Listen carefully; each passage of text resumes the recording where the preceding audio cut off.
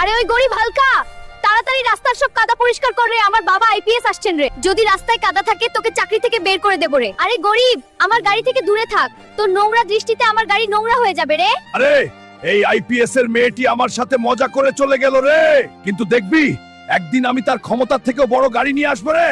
আরে ম্যানেজার সাহেব, এই গাড়িগুলোর দাম কত রে? আরে গরিব, আগে গোসল করে আয় রে, এটা অনেক দামি গাড়ি, এটা তোর ক্ষমতার মধ্যে না রে, যা ভাগ গরিবের বাচ্চা গরিব। আরে ম্যানেজার, যত মজা করতে চাও করো রে, একদিন তোর শোরুমের সাথে তোকেও কিনে নেবো রে। কিনে নেবে সত্যি? আরে বাবা, এখন আমি এত টাকা কোথা থেকে আনবো রে?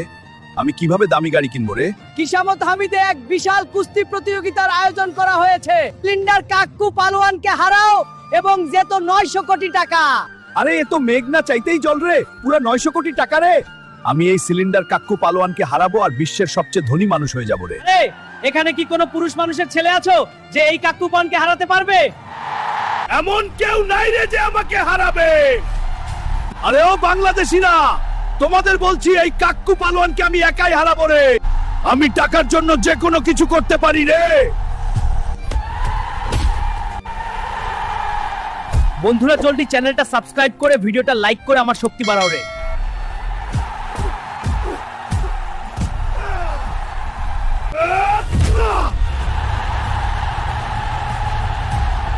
হালকা, আজকের খেলায় বিজয় তুই।